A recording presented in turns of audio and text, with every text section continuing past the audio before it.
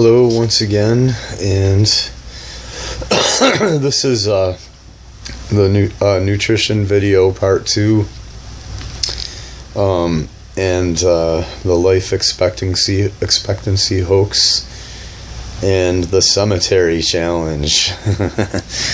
Alright, this is good stuff here. So anyway, once again, there's no nutrition in the food, and not only are there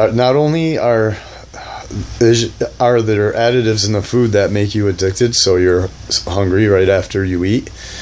Also, because people's brains aren't, or people's bodies aren't getting the nutrients that they need, their brains are also signaling to them that they're still hungry right after they do you see how important this is?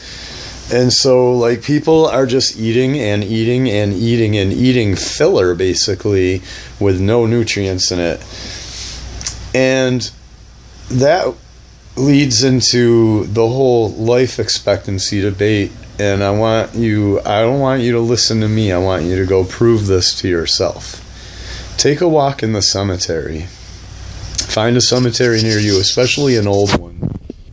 There's a lot of, old Revolutionary War cemeteries up here in the Northeast, and find a cemetery with graves from back in, say, like the 1800s, late 1700s, 1800s, and you will find out that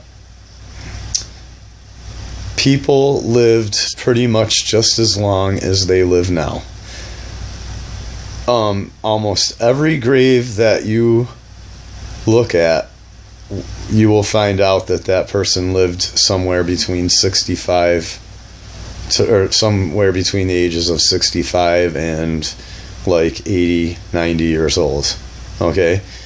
But you will also find out that there are a lot of infant grave sites. And so what the trick that is played to hide the basically this medical tyranny that we have in this whole health this curse of bad health that we have now, it's all covered up because you're told that people live longer now than they used to, so you don't think about it, right? But basically what they do is they average in the high infant mortality rate with the life expectancy back then, because the way it worked back then is when you right after you were born, if you were gonna die of, say, like a flu, or if you were gonna get sick from something like, I don't know, the flu, I don't know about smallpox, but pneumonia or something like that. Generally, it happened between the ages of birth and 5. If you made it, and we also didn't have I don't know, well, I'll get into that later, but alright, so anyway, basically, if you made it past the age of 5, though, okay, then generally you lived to be 70, 80 years old, at least 60. I'm looking in here. At least 60 years old. So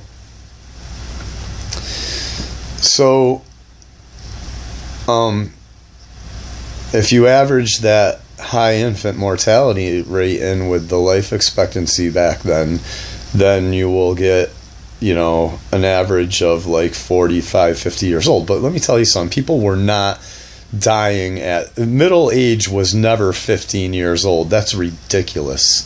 That is ridiculous. You think people were only living 30 years on average? I mean, do you think we would have been able to accomplish the things that we've accomplished. I mean, there wasn't very,